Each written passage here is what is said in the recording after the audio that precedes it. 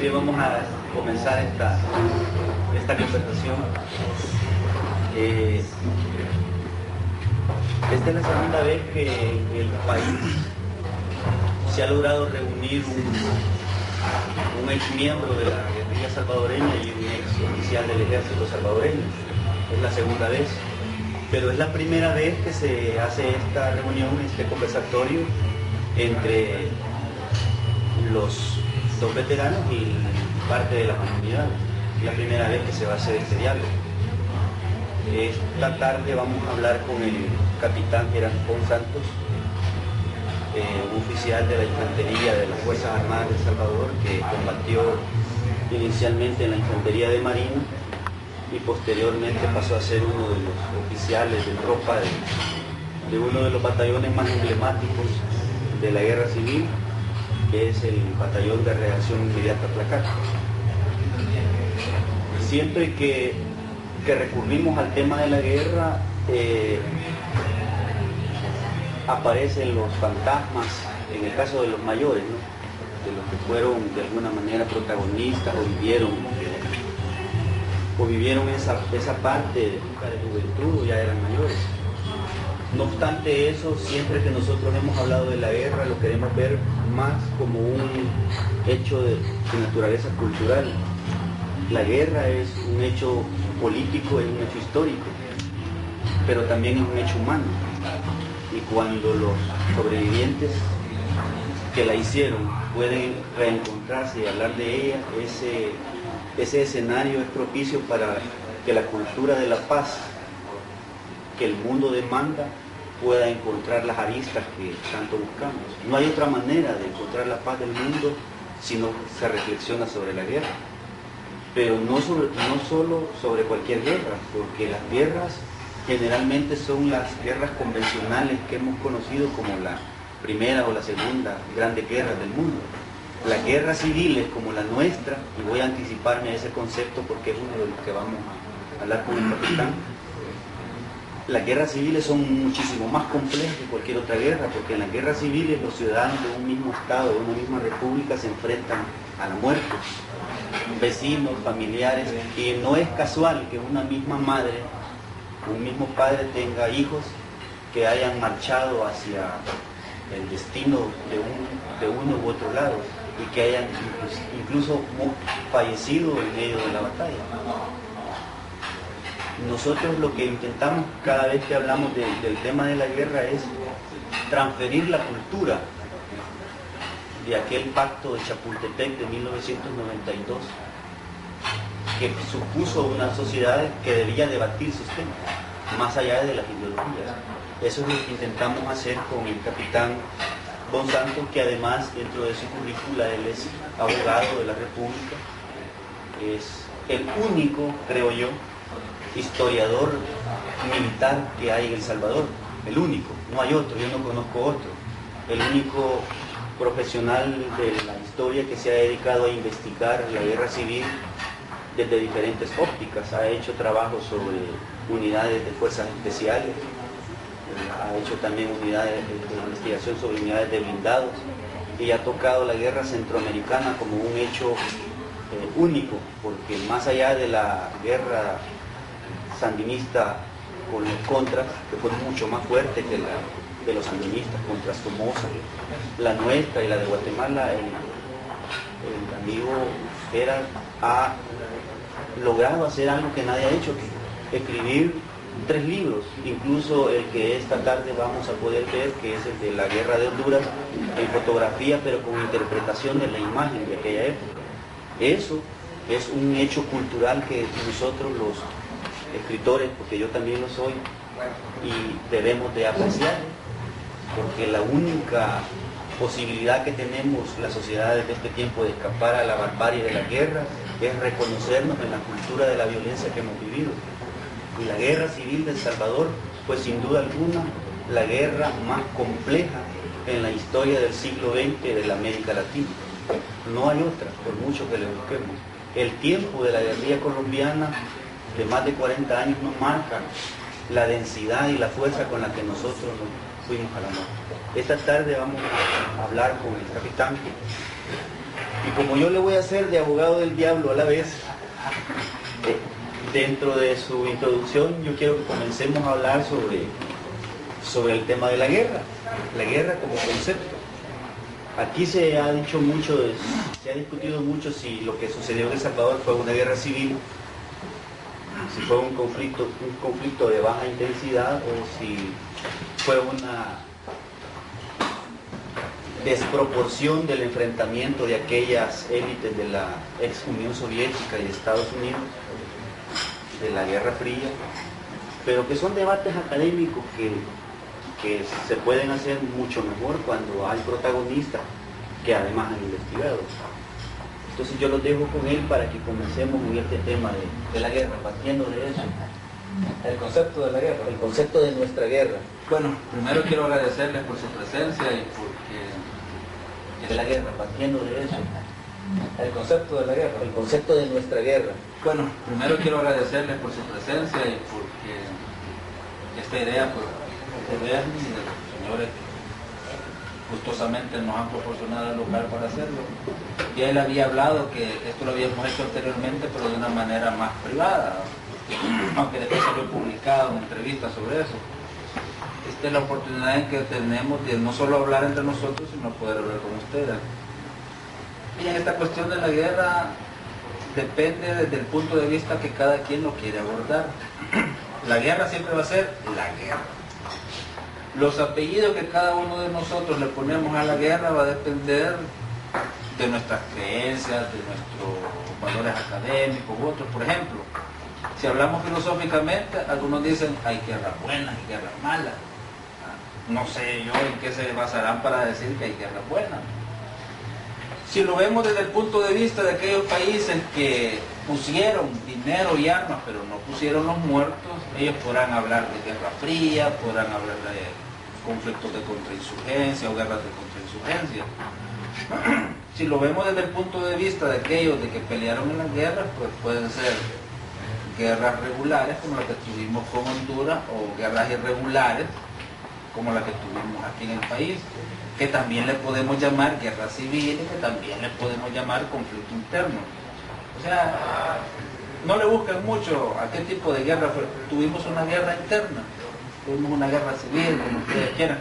Algunos estamos más conformes con algunos conceptos que otros, pero es retórica, es pura semántica. La guerra realmente solo tiene dos ámbitos: la guerra que se hace entre estados y la guerra que se hace entre partes de la población de un mismo estado. Eso es básicamente lo de la guerra. Este ejercicio de construir y de abordar la guerra como un esfuerzo a partir del cual Bernie y yo damos fe de que en este país puede haber reconciliación, a pesar de que en nuestra fibra familiar, tanto Bernie como yo perdimos familiares en esta guerra, pero logramos hacer esa transición y no nos quedamos atados a los dogmas, ni nos quedamos casados con las doctrinas. Y eso es lo importante en este momento de este país, demostrar con nuestro ejemplo que sí se puede, una vez despojado de todos esos dogmas y doctrinas, hablar sobre nuestro conflicto para sacar las lecciones. Y la primera lección es nunca jamás. Esa es la primera lección que debemos de tener en nuestro conflicto. Tuvimos que batallar durante 20 largos años en nuestra guerra para llegar a un momento en el que algunos dicen, miren, ¿y por qué luchamos? ¿Valió la pena nuestra guerra, nuestro sufrimiento, los padres que perdimos, los hermanos que perdimos, las esposas, los hermanos, las hermanas? Cada quien, pues, dependiendo de su sesgo, por así decirlo, le va dando respuestas a estas cosas, pero hay una verdad innegable: no nos hemos reconciliado. Ese es un proceso que falta, y es un proceso en el que a mí me enorgullece participar junto con Bernie en esto. Y más que hablar de nosotros y de nuestros currículos y de nuestra guerra, yo lo que aspiro es hacer el intercambio con ustedes, porque sobre nosotros y lo que hicimos en la guerra es lo que casi siempre hablamos con Bernie y con otros amigos con los cuales abordamos estos temas, no solo desde el punto de vista académico cuando lo plasmamos en un libro, sino que a través de nuestras vivencias muy personales que a veces no las plasmamos en nuestros libros. Yo aspiro a participar con ustedes, que sean ustedes de este conversatorio los principales protagonistas. Y hemos hablado con Bernie que estamos abiertos a cualquier tipo de pregunta siempre y cuando esté marcado dentro de la guerra. Claro, hay una pequeña cuestión ahorita con lo de Honduras, por eso he traído mi último libro que versa sobre la guerra con Honduras, y podemos aceptar también la pregunta sobre el conflicto que una vez hace 40 años tuvimos con los hermanos de la República de Honduras. No sé si querés preguntar otra cosa, que hablemos algo. Sí, una, como para abrir un poco la confianza. Como he dicho, Gerard fue un oficial graduado de la Academia de la Fuerza Armada de El Salvador, pero además en su experiencia militar fue miembro de un batallón élite que ha sufrido un ataque y una crítica y un estudio profundo sobre su beligerancia, no solo militar, sino sobre el tema de los civiles. Pero también yo pertenecí, gracias, de acuerdo a la venta, pero yo también pertenecía a una organización que siempre generó los grandes debates y los sigue generando, que es el Partido Comunista. Entonces yo no quiero colocar supremacía, sino más bien la beligerancia que parte de ese hecho. Entonces cuando tú combatías en el batallón, cuando eras miembro del ejército, esos fantasmas del comunismo, esos fantasmas del enemigo tenían una presencia real en el terreno, o como soldado vos te enfrentabas al combate y a la muerte como se enfrenta cualquier soldado del mundo, o había ese agregado, esa pimienta. No, esa pimienta siempre fue. La mayoría de nosotros venimos de pueblos humildes. Yo soy originario de Alegría, en Usulután. En los antecedentes de nuestra guerra, la mayoría de nuestros pueblos se vieron inmersos en unas luchas oscuras.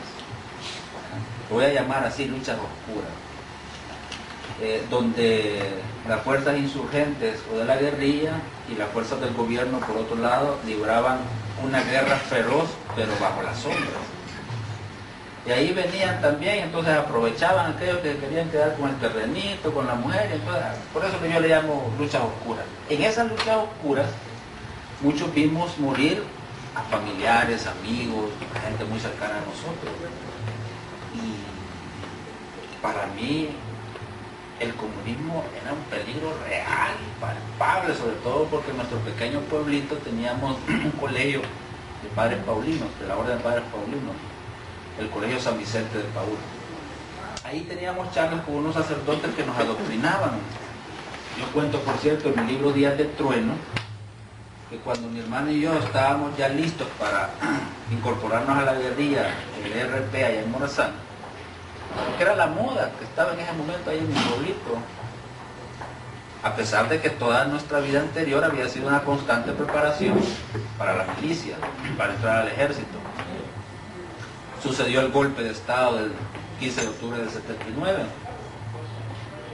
Mi hermano y yo éramos Boy Scout. Entonces, el comandante local del pueblo no halló con quién más que con los Boy Scouts hacer como esto fue tipo mediodía, el golpe de Estado y todo. Por regalado. Sí. Entonces, a mí me tocó izar el pabellón. Y cuando se estaba entonando las notas del himno nacional, miren, eso del nacionalismo es cierto. Aquellos que han estado fuera, viviendo lejos de este país, lo sienten cuando tocan el himno en algunos lugares. Eso es cierto, eso es palpable. Eso yo le llamo en mi libro que eso me regresó a mi esencia. Bueno, nos regresó a nuestra esencia con mi hermano. Ya la cita que teníamos con el cura ese para irnos a Morazán. Entonces, esta cuestión del comunismo, aparte de que son fantasmas creados porque algunas personas vinieron de otro lado y nos decían, no, miren que los comunistas se comen a los niños y que este lo otro.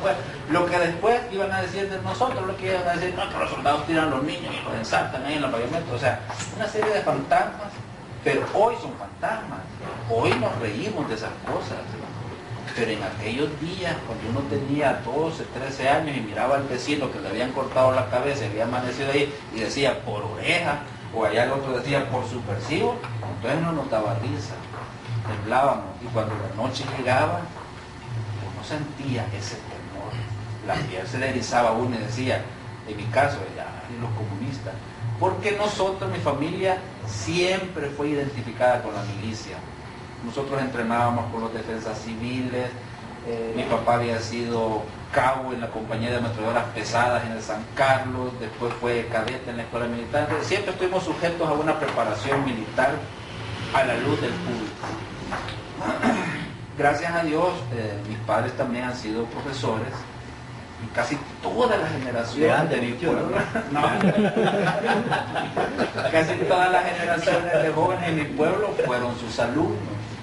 Muchos de ellos hicieron guerrilleros, pero nunca nos hicieron nada porque siempre le guardaron cariño, respeto, un amor. En los pueblos pequeños la relación de profesores y alumnos es más profunda que en las grandes ciudades. Yo cuento en mi libro, por cierto, que encontré a un guerrillero pintando la iglesia de mi pueblo con consigna, y cuando me vio, salió detrás de mí y yo salí corriendo para mi casa. Y cuando llegué a mi casa no dije ni buenas noches, me fui y llegó el guerrillero, llegó a mi casa. Había sido alumno de mi mamá y habló con mi mamá. Al siguiente día, no se preocupe, no va a pasar nada. Y sí, no pasó nada. Claro, cuando yo fui militar y cadete, más de alguna vez quise irlo a colgar en palo y ponerlo ahí de ejemplo. Pero sí, eso era algo, era algo palpable. Imagino que con ustedes sucedía con la guardia, con la PH y cuestiones así. Pero sí, el comunismo fue, algunos lo vivimos muy cerca, sobredimensionado o no, o en valores reales a partir de las escenas que veía. Pero sí. Fíjate que ese cuento tuyo, ese relato me hace reflexionar sobre él. Entonces, esta cuestión del comunismo, aparte de que son fantasmas creados, porque algunas personas vinieron de otro lado y nos decían, no, miren que los comunistas se comen a los niños y que este lo otro. Lo que después iban a decir de nosotros, lo que iban a decir, no, que los soldados tiran a los niños y los ensartan ahí en los pavimentos. O sea, una serie de fantasmas, pero hoy son fantasmas. Hoy nos reímos de esas cosas. Pero en aquellos días, cuando uno tenía 12, 13 años y miraba al vecino que le habían cortado la cabeza y había amanecido ahí y decía por oreja, o allá el otro decía por subversivo, entonces no nos daba risa, temblábamos, y cuando la noche llegaba, uno sentía ese temor, la piel se le erizaba a uno y decía, en mi caso, ya, los comunistas, porque nosotros, mi familia, siempre fue identificada con la milicia.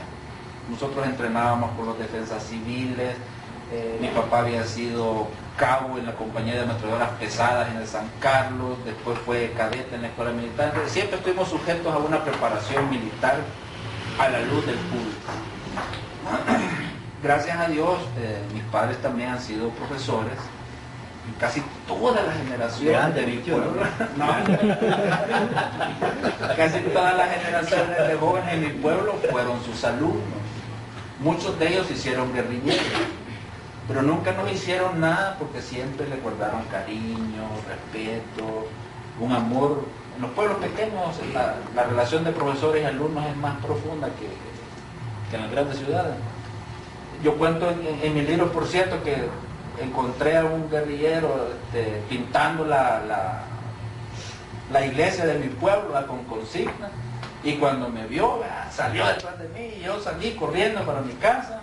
Y cuando llegué a mi casa no dije ni buenas noches, me fui y llegó el guerrillero, llegó a mi casa. Había sido alumno de mi mamá y habló con mi mamá. Al siguiente día, no se preocupe, no va a pasar nada. Y sí, no pasó nada. Claro, cuando yo fui militar y cadete, más de alguna vez quise irlo a colgar en palo y ponerlo ahí de ejemplo. Pero sí, eso era algo, era algo palpable. Imagino que con ustedes sucedía con la guardia, con la PH y cuestiones así. Pero sí, el comunismo fue, algunos lo vivimos muy cerca, ya, sobredimensionado o no, o en valores reales a partir de las escenas que veíamos, pero sí.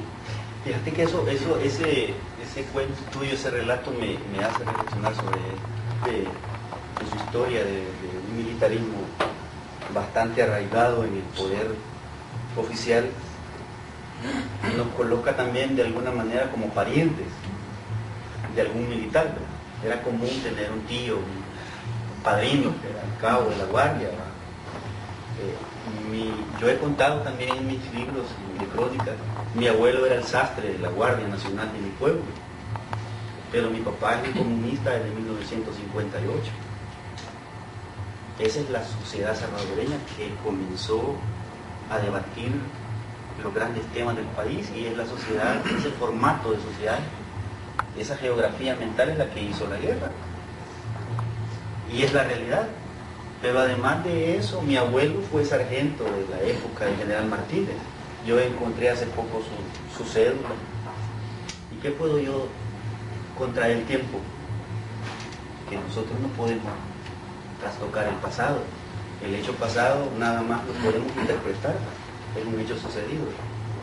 Pero para nosotros, de la manera que el comunismo pudo haber sido un fantasma en la mentalidad de los militares, o en la mentalidad de los que luchaban por la patria, por ese concepto, el militarismo fue también, más que un fantasma, una realidad en su forma de poder. Entonces esos son los grandes conceptos que se enfrentan no solo en la guerra civil, como Gerard dice, la pareja de guardias era la temida no solo para los chiviadores y los borrachines, sino para los que comenzaron a organizarse. Tan es así que creo que hay un punto en el que hasta esta tarde supe que coincidían. La historia oficial establece de que la guerra civil duró 12 años y que su arranque comienza con la ofensiva del 10 de enero de 1981. Y a partir de ahí se producen los conteos como que hicieron de las 100 horas, pero ¿quién coño contó las 100 horas de la guerra del fútbol? ¿Quién definió que la guerra civil comenzó el 10 de enero de 1981? Obvio es que una guerra es una confrontación bélica en donde hay armas y muertos. Y recordábamos que en 1972 la primera operación militar ejecutada por el embrión del Ejército Revolucionario del Pueblo, el grupo, fue la primera acción militar del lado de la izquierda. Y ahí en realidad comenzó la guerra. La guerra civil de Salvador no duró 12 años. Mi tesis es que duró 20. Creo que coincidimos también, que Juan Santos está de acuerdo, que esta guerra no duró 12. Entonces, la dimensión cultural que eso expresa para los jóvenes de ese tiempo y para nosotros los veteranos, no es tan fácil. 20 años son toda una vida, en donde hay tendaladas de muertos, de unos y de otros, y lo que también era, dice cierto. Aquí hubo gente que murió por señalamientos de un vecino que quería las vacas y la mujer porque era joven y era bonita, y si él era amigo del guardia, entonces el señalado era subversivo, pero si él era amigo de las organizaciones, el señalado era oreja. Esa naturaleza anárquica, entre comillas, voy a llamarle así, aunque sé que es un término inapropiado para la concepción de los anarquistas, esa desordenada, diría yo más bien, no es propia solo de la guerra civil de Salvador. La Revolución Francesa pasó por eso. Y hubieron mujeres que fueron violadas y arrastradas en los fragores de 1789. Tal es así que las estadísticas de la Revolución Francesa, de los grandes historiadores, dicen de que de todos los muertos guillotinados y los arrastrados, el 70% de los muertos de la Revolución Francesa fueron pobres del pueblo, artesanos, y solo un 30% entre comerciantes ricos y solo un 5 o un 10 aristócratas.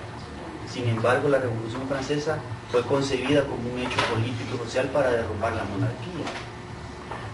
Entonces deberían de haber habido el 70% de monarcas muertos y 30% de los otros. Pero esas son las guerras civiles. Y esa es la guerra que provocó la muerte de soldados pobres y de guerrilleros pobres. Este tema de la patria y la revolución, para nosotros la revolución era lo máximo, para ustedes la patria era lo máximo. ¿cuál fue el concepto real de patria para un oficial, para un soldado de las Fuerzas Armadas? En su vida, porque estabas entregando tu vida en esa guerra. La cuestión esta es que todos tenemos marcos y contextos diferentes en los cuales hemos ido avanzando en nuestro desarrollo. En ese aspecto quizás yo estoy un poco parcializado por haberme desde pequeño, pues mi hermano y yo nos preparamos siempre para la guerra, ¿verdad? Claro que entonces la guerra que concebía mi padre como muchos otros era la guerra con Honduras de nuevo. Entonces bajo ese aspecto la patria era un sentimiento en el que todos en mi caso particular era mi pueblito, Galería, la gente que estaba ahí. Yo recuerdo que nosotros los Boy Scouts a veces íbamos a esperar los picas que venían con la gente que venía de la compra del mercado para agarrarles los comprar y llevárselos, porque teníamos que tener por lo menos entre 5 y 10 buenas acciones en el día, y cada quien ahí anotando lo que iba para después reportarlos a los jefes de patrulla. Entonces, ese aspecto cuando usted lo une al estudio de la guerra, de lo que es la patria, la bandera, nuestra historia, nosotros en nuestro hogar siempre fuimos grandes asiduos de estudiar nuestros orígenes, primero aborígenes, después con la colonización, la conquista española y todo eso. Entonces, para nosotros el concepto de patria era algo que era inconcebible que los demás no lo tuvieran. Y los comunistas, ¿verdad?, venían aquí a quitarnos nuestro concepto de patria para implementar una aberración. Mi país, mi bandera, mi suelo, mi tierra, mis profesores, mi escuela, todo eso era para nosotros la patria. Yo tengo un profesor que me decía, es que mirá, me dijo, es que vos no entendés lo que realmente es el comunismo. Y yo me acuerdo que empezábamos aquellos debates porque habían ciertos profesores que les gustaba debatir con los alumnos, pero algunos particularmente sentían esa pasión por debatir con nosotros. Yo no sé por qué, quizás porque mi familia fue muy conocida en el pueblito, no sé, pero siempre nos pasaba eso. Yo era muy pequeño debatiendo con mis profesores de cuarto, quinto, sexto grado, y siempre era lo mismo, el comunismo, y que por qué teníamos esa idea de formar el comunismo. Claro que hay algunos eventos que le van a uno definiendo ya más claramente el concepto de patria. Yo lo tuve claro cuando aquí en el Paisnal, ahí quizás fue el 82, 83 más o menos, como parte de mi entrenamiento yo estaba haciendo ahí un entrenamiento con las defensas civiles de allí, y ese pueblo en esa oportunidad fue atacada por la guerrilla. Mi primer combate con la guerrilla fue como civil, usando un fusil Garand de la Segunda Guerra Mundial, que por cierto era tan fuerte que casi me rompe la clavícula. Entonces, ese ataque en ese momento de los comunistas hacia el pueblito por quererse apoderarlo y matar a los niños y todo eso, en mi concepto yo estaba defendiendo ahí mi patria. Y creo que de una manera más general, todos los que militamos en el ejército, ese concepto de patria está unido a nuestro suelo, a nuestra tierra, a nuestros valores. Entonces, nadie puede objetar aquí que la mayor parte de la población salvadoreña es sumamente conservadora y católica, aunque últimamente pues también hay protestantes y todo, siempre lo han habido, pero la mayoría, y ubicándonos en el contexto de la guerra, siempre hemos sido así. No estoy diciendo que sea bueno o que sea malo, no, es una realidad que existía y en mi pueblo estaba bien marcado. Entonces, el concepto de patria estaba arraigado, ¿verdad?, en esos elementos cercanos a nosotros y una fuerza extraña que venía a querernos arrebatar todo eso y adoctrinarnos con ideas que ni siquiera habían sido iniciadas o cultivadas en nuestro país, sino que venían provenientes de los conceptos que ya los revolucionarios soviéticos y otros mucho más atrás empezaron a barajar sobre lo que era el comunismo o el socialismo. Con los caramañol, las quecholas y los guerrilleros allá quitándole las botas usadas a los soldados caídos para poder, al menos, claro, ya después sí teníamos los arreglos. Este conflicto de la guerra, desde el punto de vista humano, es una gran lección. Y esa es la intención. Y esa es la intención de esto, porque al menos de mi parte, ya llegué a un punto en que no creo que las ideologías, no al menos las ideologías partidarias, porque no podemos desligarnos de las ideologías religiosas, académicas, pero al menos de las partidarias, no son las más idóneas para explicar un fenómeno tan complejo y crítico como la guerra. Tanto es así que nosotros tuvimos soldados capturados que se volvieron guerrilleros, y guerrilleros experimentados, inclusive de batallones élites. Yo entrevisté a un soldado de la CLACAT que llegó a Guazapa y se volvió un compañero guerrillero seccional, pero no solo la historia no termina ahí. En el batallón Arlacata tuvieron guerrilleros que una vez entregados se volvieron antenas y exploradores. ¿Quién me puede explicar eso a mí a partir de la ideología? Ese es un hecho humano de la guerra. Es un hecho humano. A ese viaje es que nosotros queremos ir, porque la cultura salvadoreña no ha sido muy propicia para escribir ni hablar de estas cosas. Y la guerra de El Salvador es una guerra que todavía no se ha comenzado a escribir. Nosotros andamos todavía tocando a ver dónde es pantano y dónde es piedra. Y estas reflexiones de patria y revolución a mí personalmente me inquietan, intelectualmente me inquietan, porque pues nosotros la revolución era la patria. Y cuando uno viaja a la entraña de la patria de los militares y de la guerrilla, al menos en esencia, fíjense que no hay diferencia. La patria no entra en contrariedad con la revolución. Lo que entra en contrariedad es el método. Eso es lo que yo digo. Ahora yo hablo del tema de un tema que ha sido sensible, y quiero que tú me lo cuentes. Cuando nosotros comenzamos a ver el fin de la guerra, ya lo veíamos, ¿no? Algunos lo veíamos con más luz, otros en las tinieblas. Todo depende de la avidez que hayamos tenido para la lectura.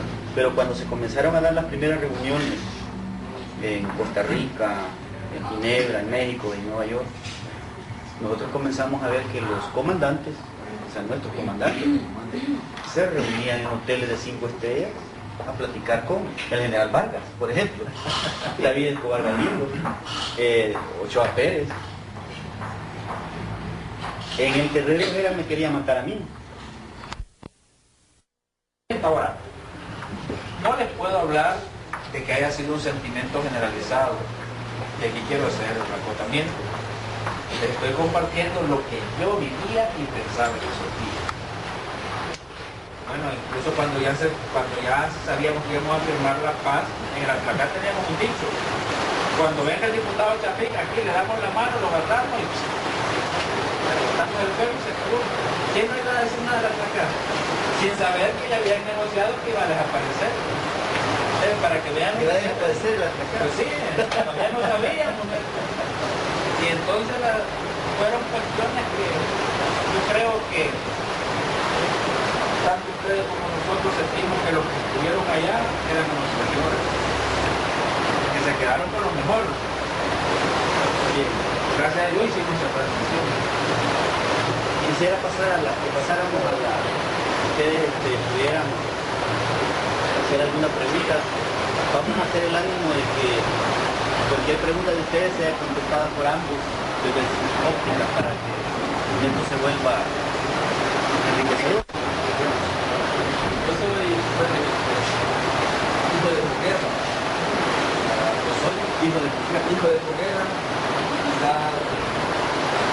Por ser la generación quizás tengamos unos centros para ver ese pasaje en la historia del país, pero me llama la atención cuando ustedes plantean que la guerra es un acto cultural, es un hecho cultural. Me parece más adecuado analizar a partir de ver la cultura en que estaba El Salvador en este tiempo, porque yo considero que, por ejemplo, que Rentán habla de su experiencia a partir de tener una formación cultural, educativa y económica. Pero ¿qué podrían decirnos dos de un soldado o un guerrillero? Bueno, la guerrilla menos, pero de un soldado que no sabía leer ni escribir. Porque yo a partir de mi experiencia, porque yo leía los periódicos pequeños, porque mi padre me acostumbró a leer periódicos, y yo veía los relatos de la batalla, pero el ejército en boca, tanto guerrilleros, tanto muertos. De hecho, la palabra subversivo para mis 8 o 10 años de edad era de temor, subversivo. O sea, era una palabra que pesaba. Me podría considerar en este momento un analfabeto en lo que se refiere al feminismo, en lo que se refiere a la patria. Ya no se diga un soldado que no tuvo las letras en su mano, como ustedes dicen, en los pueblitos. ¿Cómo es que un soldado peleaba? ¿Cómo es que se identificaba a un soldado pelear contra el feminismo, contra el fantasma, el comunismo? Por eso decía, el concepto que ustedes toman a partir de que la guerra es un acto cultural y la cultura envuelve la religión, la educación, lo económico.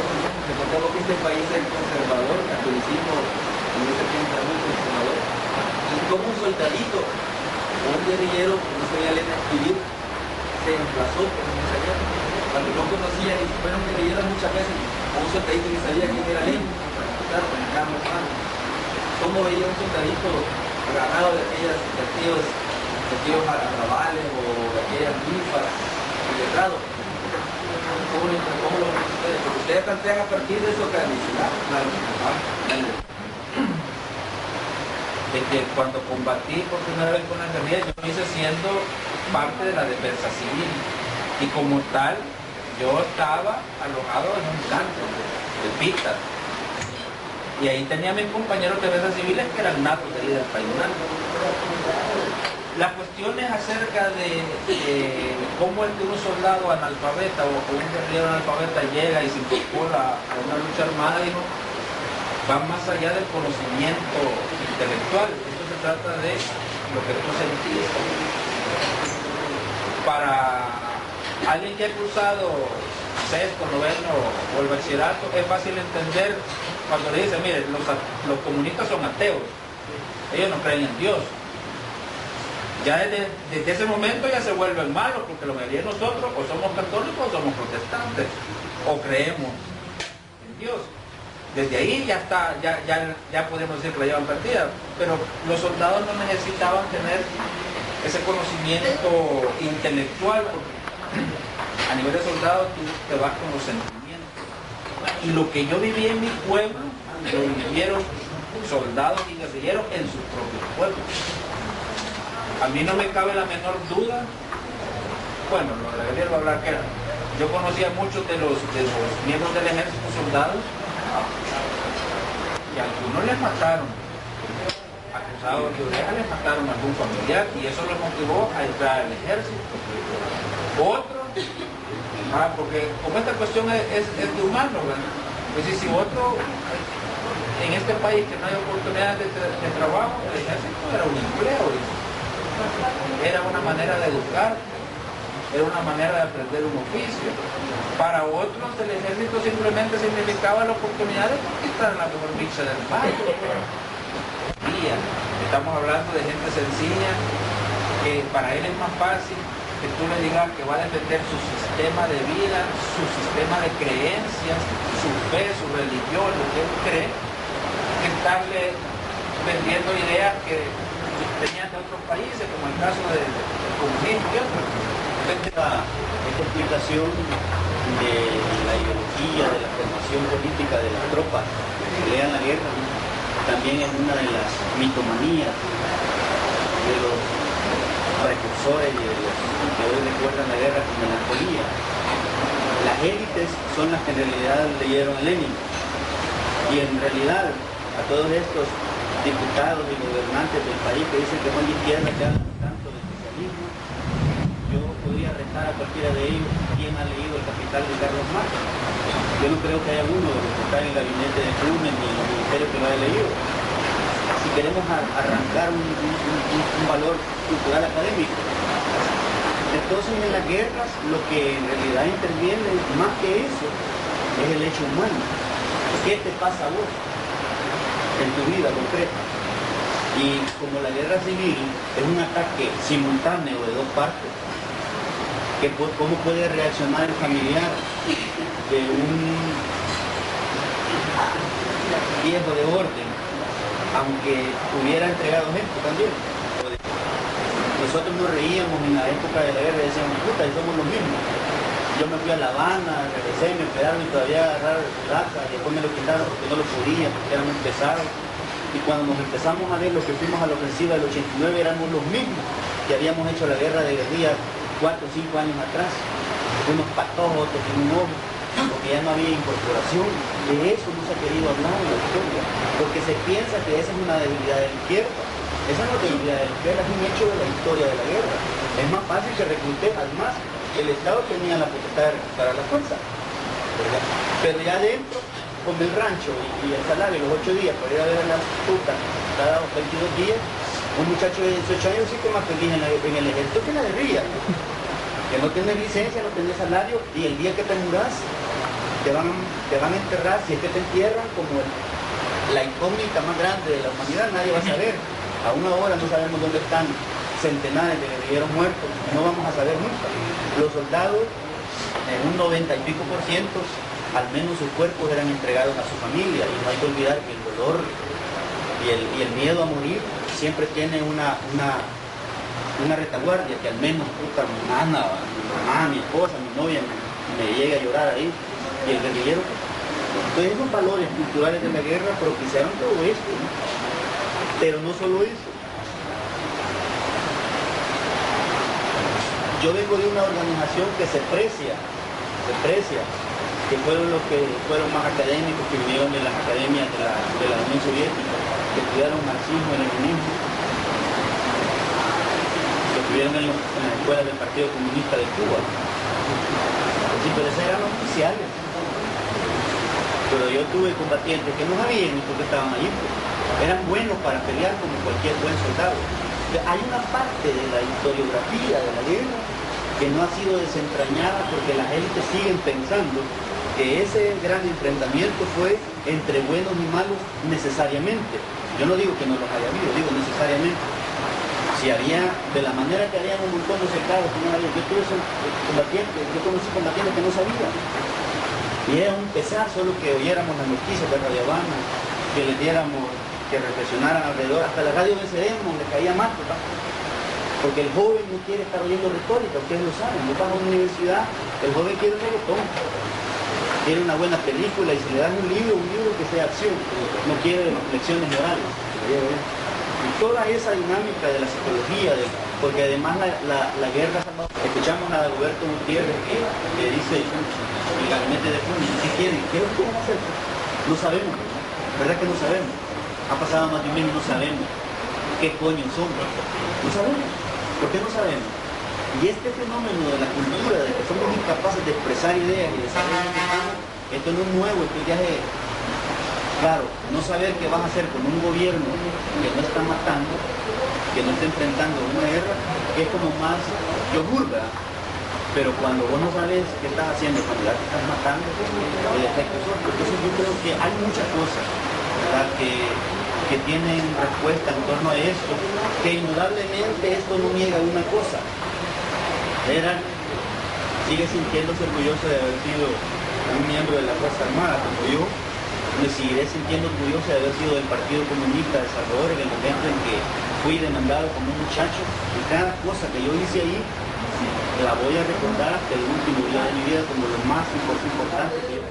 La que conocía sobre el marxismo, los que se fueron a traer a la cancha Minerva, allá en San Sebastián, y se fueron para los Cerros de San Pedro, que era un montón de muchachos, niños, no sabían qué era esto.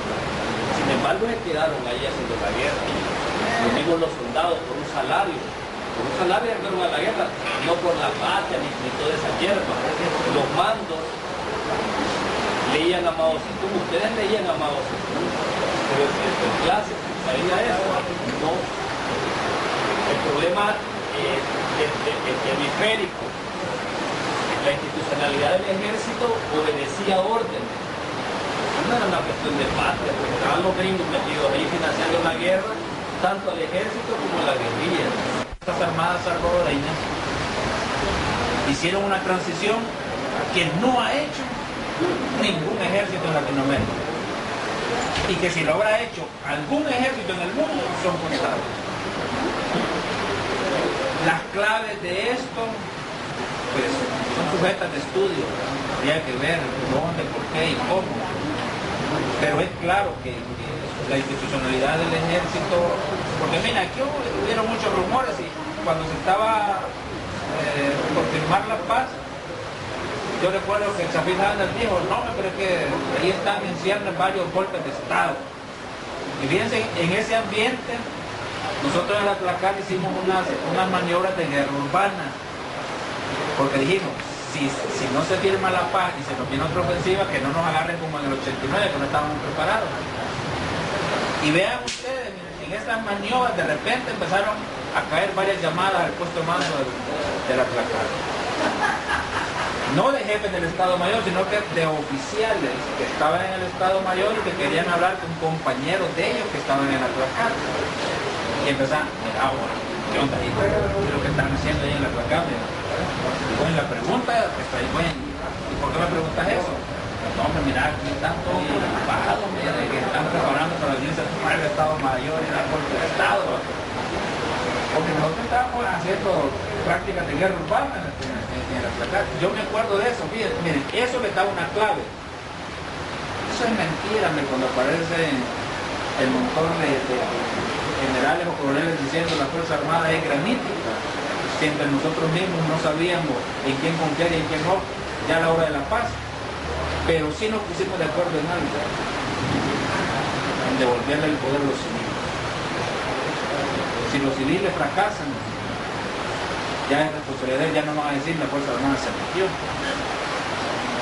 A diferencia de Honduras, nuestro ejército ha sufrido una etapa educativa en la que ahora ya no es traumático para nadie en el ejército recibir la visita de una comisión de la Asamblea Legislativa donde hay antiguos exguerrilleros que pelearon contra nosotros. Yo particularmente fui asesor en la Comisión de Defensa y me tocó asesorar a exguerrilleros y exmilitares y visitamos cuarteles juntos. En toda guerra y en todo escenario de poder siempre hay gente que cree y tiene fe. A mí no se me olvida cuando la campaña de Rodolfo Cuñas arrancó, decía, nace la esperanza. Todos los iniciados de guerra del FMLN, los que pelearon 12 años, 8, 10, empezaron unos en el 72, conozco unos que pelearon los 20 años. Puta, dijo, o sea que ahora no sé la esperanza, cuando yo anduve peleando no había esperanza. Cuando vos construís una frase, podés dañar la moral de un sector de la sociedad. Y los cristianos que hace 20 años creían que podían tener un mundo mejor no tenían esperanza. Cuando vos elaborás una frase desde la élite, podés equivocarte porque no estás leyendo el pensamiento y los sentimientos de abajo. Entonces, esa institucionalidad que por un lado es el ejército, o fue el ejército, o sigue siendo el ejército en transición, las élites civiles tampoco son ausentes. Miren, yo he estado estudiando a propósito del golpe de Estado de Honduras, la historia de los golpes de El Salvador y de América Latina. Y he leído unos decretos de derrocamiento de Arturo Araujo el 4 de diciembre de 1931. Y la fórmula, esas son las cosas que deberían de leer los académicos de las universidades. Pero en medio de esta tempestad no oímos qué dice la Universidad Nacional. Un criterio académico, no necesariamente estar a favor de Zelaya, por favor, no, un criterio académico, un estudio.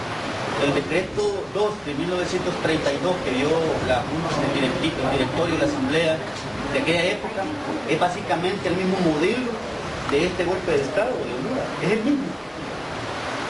La Junta Directiva, el directorio militar que Martínez organizó para derrocar al presidente Araujo, lo cercó tanto que el hombre dijo me voy, y se fue. Y ellos lo declararon desierto. Y hicieron una transición presidencial y él hizo una designación a un tercero que no era Martínez y en el decreto dijeron se tiene por efectuada el traslado de la presidencia a Martínez a partir de... Cuando uno lee eso hace más de casi 80 años nos damos cuenta, yo digo, ¿quién coño estaba atrás de esto? Martínez, no, hay unos abogados y unos intelectuales civiles, ¿no? Entonces, en eso tiene razón. Cuando el ejército fue instrumentalizado, y ahí va parte de lo que Tony decía, para las épocas que... Yo he hablado muchos temas con Gerard, son temas en los que, aunque él fue militar, no está de acuerdo que el ejército los haya hecho. las agresiones a los civiles, por ejemplo, o la toma del poder por golpe de Estado. En este tiempo es inadmisible. Pero en aquella época los civiles le ordenaban el marco jurídico para que los militares, los coroneles o los generales tomaran el poder, y aquello, el documento no se llama golpe de Estado, se llama sucesión presidencial, idénticamente. ¿Cómo es posible? Estos hombres eran iluminados, porque no, es la dinámica de la historia de América Latina.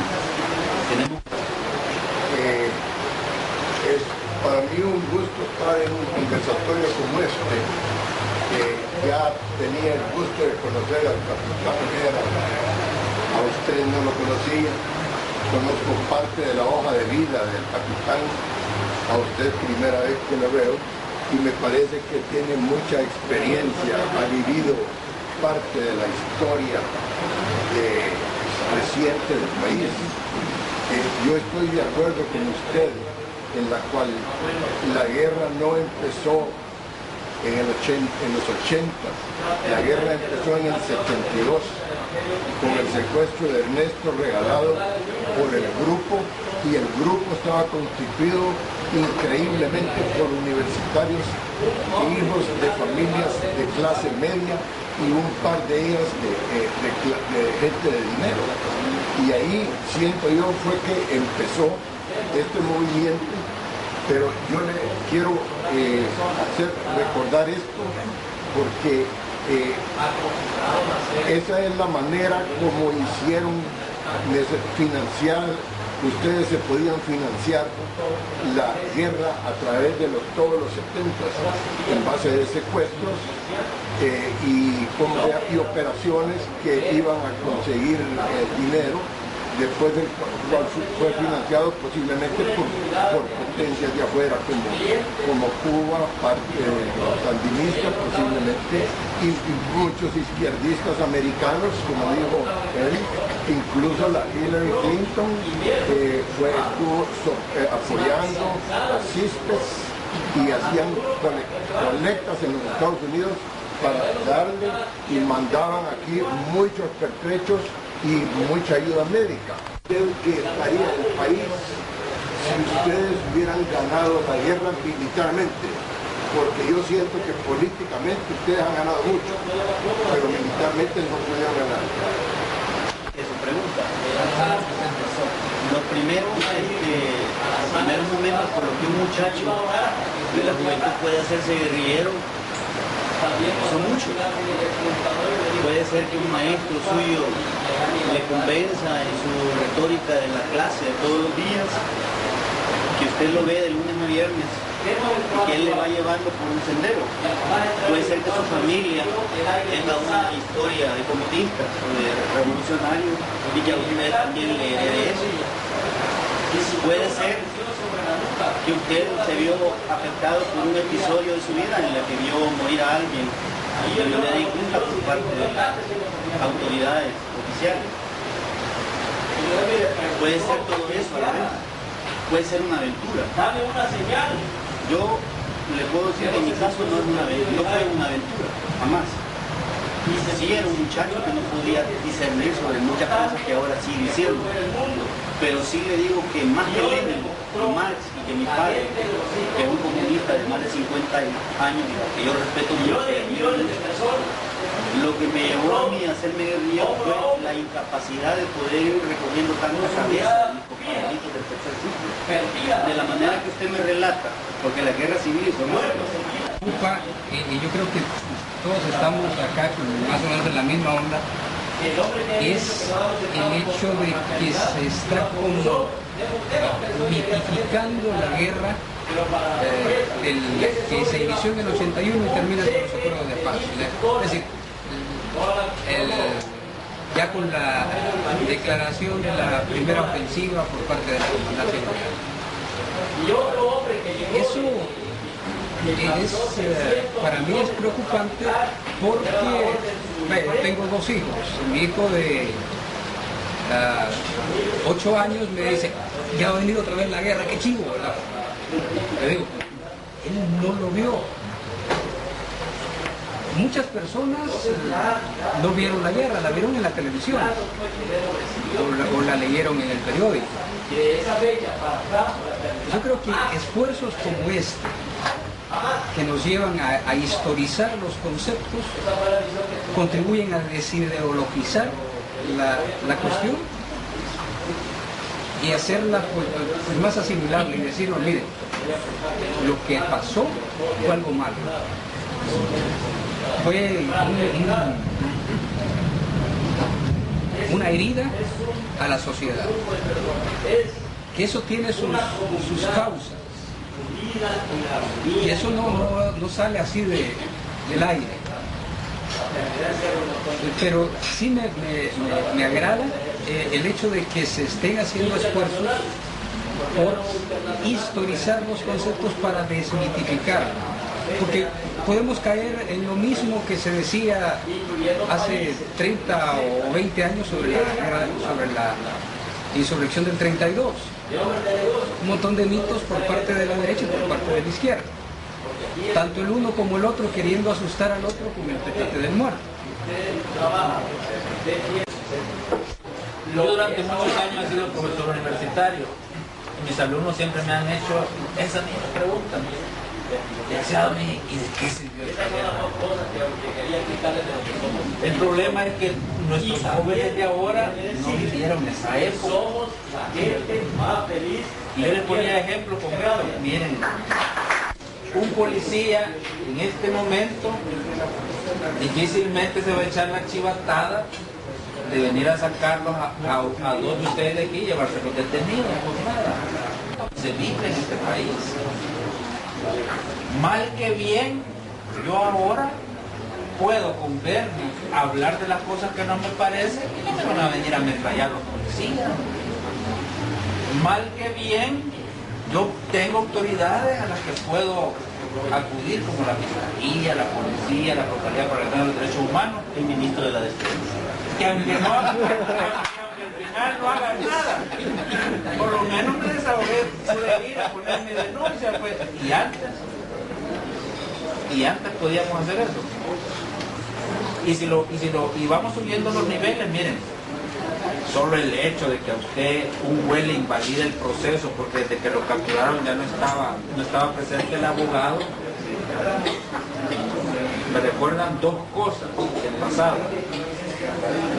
Cuando aquí los compañeros venían, vean, y la revolución lo ha declarado culpable y lo ejecutan sumariamente, o cuando venía el guardia y después de la gran calidad que había dado uno, tenga aquí su declaración de culpable. Y yo todo quebrado y hay que firmar. ¿Te parece un poco a lo que Gerard dice?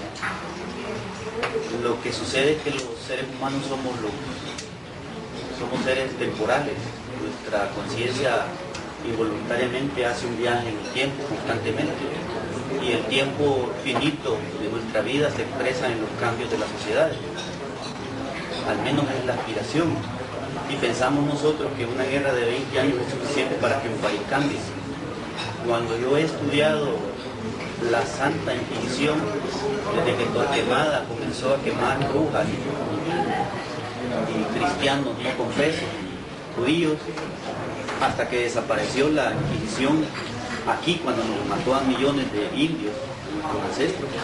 Pasaron 500 años en lo que evolucionó la Inquisición, y 500 años a nosotros nos pueden parecer una cosa espantosa. ¿Quién podría vivir?